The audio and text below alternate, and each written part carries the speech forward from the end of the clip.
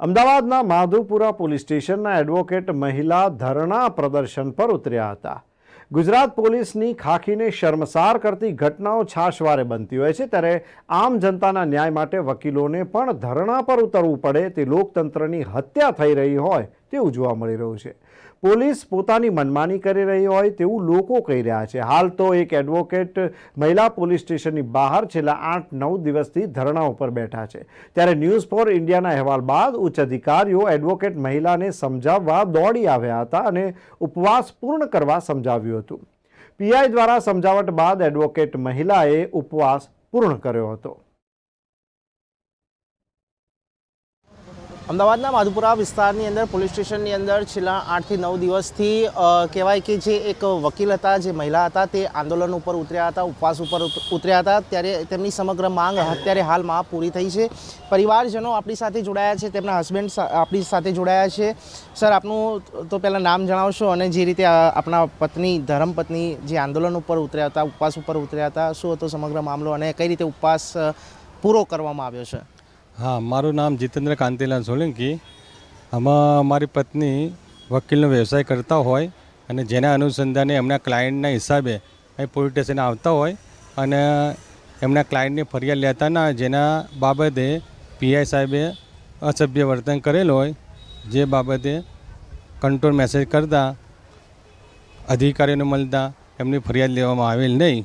ત્યારબાદ લેખિતમાં જાણ કરેલ આ બાબતે કે ભાઈ 10 દિવસની અંદર મારી ફરિયાદ લેવામાં નહીં આવે તો હું ઉપવાસ ઉપર ઉતરીશ, બરાબર।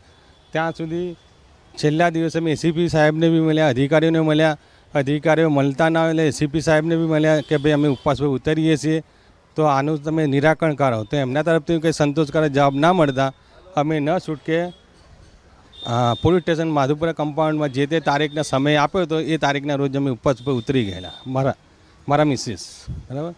ત્યારબાદ કમિશનર સાહેબ, સેક્ટર 1 સાહેબને બી મુલાકાત લેવા છતાં બી એ બી અમને ટાઈમ નહોતા આપતા અને ત્યારબાદ એક ફેર અમને ટાઈમ આપ્યો તો એમને કીધું ભાઈ અમારી તપાસ આ બાબતે ચાલુ છે, બરાબર, ઇન્ક્વાયરી ચાલુ છે। પણ ઇન્ક્વાયરી ક્યાં સુધી કે એનું નિરાકરણ, ધારો કે 10 દિવસ સુધી એમનો કંઈ નિરાકરણ એમને લાવેલ નહીં। ત્યારબાદ અમે કમિશનર સાહેબને મળ્યા, કમિશનર સાહેબે સંતોષકારક જવાબ આપ્યો એ કે હું જેમ બને એમ તાત્કાલિક ધોરણે હું કંઈક કરાવડાવું છું। એટલે કમિશનર સાહેબે અમને થોડો સંતોષકારક જવાબ આપ્યો।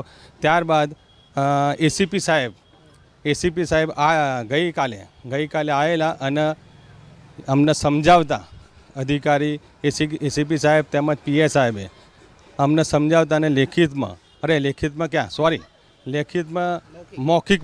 અને મૌખિકમાં અમને માફી માગેલી એ બાબતની કે ભાઈ મારા તરફથી કે મારા સ્ટાફ તરફથી કે મારા અધિકારી તરફથી તમને કંઈ પણ તકલીફ થઈ હોય કે કંઈક થયું હોય તો હું તમને માફી માગું છું।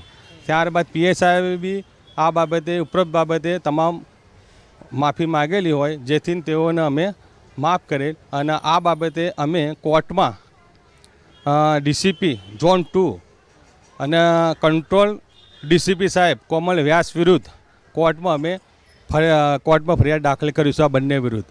કેમ કે બંને પહેલાં જે પીઆઈ સાહેબે અમને માફી માગેલ હોય એટલે એમને જતું કરીએ છીએ, પેલા બંને અધિકારી વિરુદ્ધમાં અમે કોર્ટમાં ફરિયાદ દાખલ કરીશું।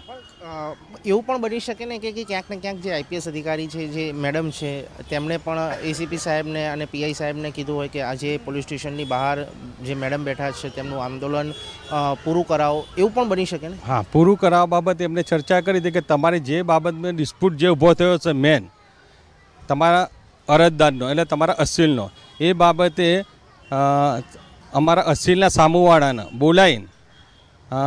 બોલાવીને જે બાબતે ડિસ્પ્યુટ હતો એ બાબતે એમના જે નાણાં એ પરત કરેલ અને ચૂકતા કરી આપેલ, એનું લખાણ બી આપેલ છે।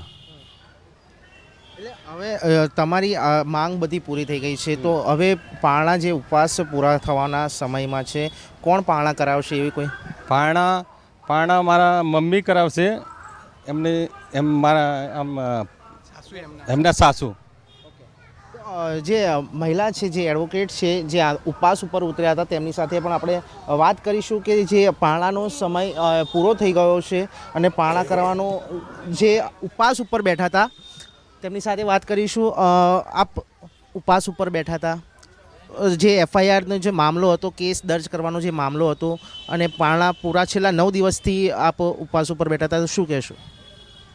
છેલ્લા 9 દિવસથી ઉપવાસ પર ઉતરી જે એડવોકેટ છે જે ઉપવાસ ઉપર ઉતર્યા હતા અને છેલ્લા 8 થી 9 દિવસ સુધી ઉપવાસ ઉપર રહ્યા છે, અને પારણા એમના સાસુ દ્વારા કરવામાં આવ્યા છે. પોલીસ સ્ટેશનની બહાર, મધુપુરા પોલીસ સ્ટેશનની બહાર જ તેમને આમરણ ઉપવાસ કર્યા હતા. તેમની સાથે વાત કરીશું.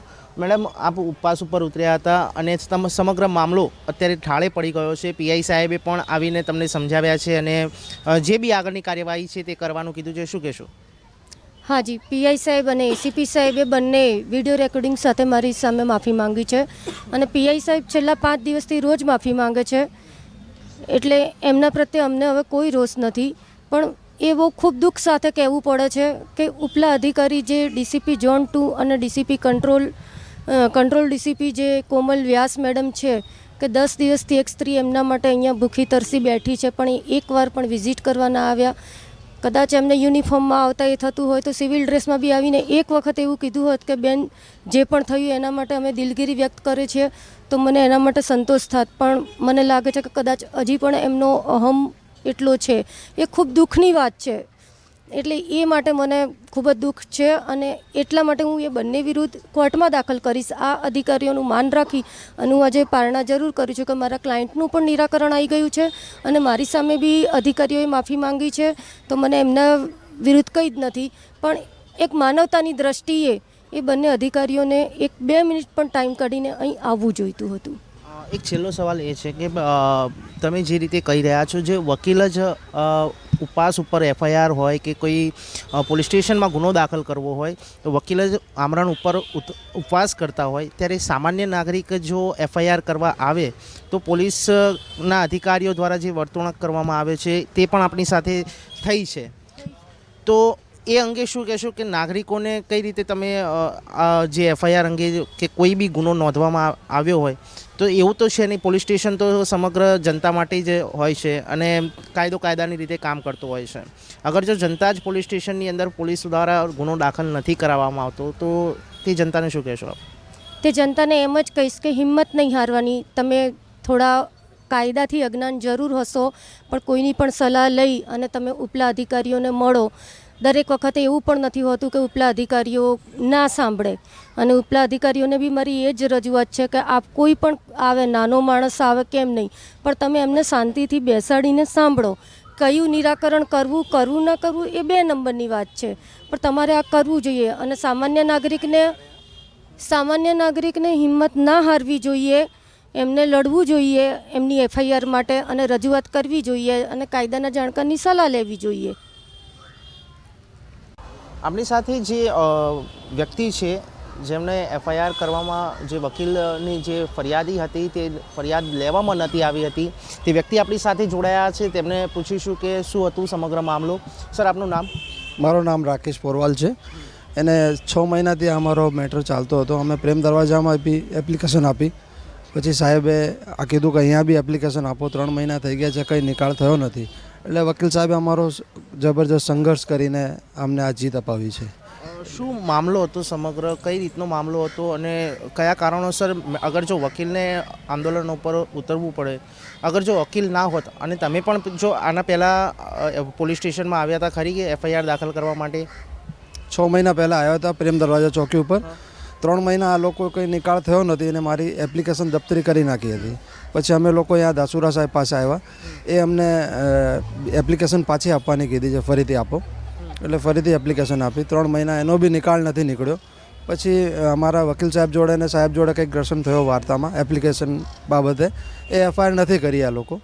પછી હવે આ મેટરનો શાંતિપૂર્ણ નિકાલ થઈ ગયો છે. વકીલ સાહેબના જબરજસ્ત સંઘર્ષ હતો એના બાબતે. છેલ્લો સવાલ એ છે કે જો અગર પોલીસ સ્ટેશનની અંદર જનતાના પ્રશ્નોનું નિરાકરણ નથી આવતું અને એક વકીલ દ્વારા જો આંદોલન ઉપર અને ઉપવાસ ઉપર ઉતરવું પડતું હોય, તે કેટલું યોગ્ય છે?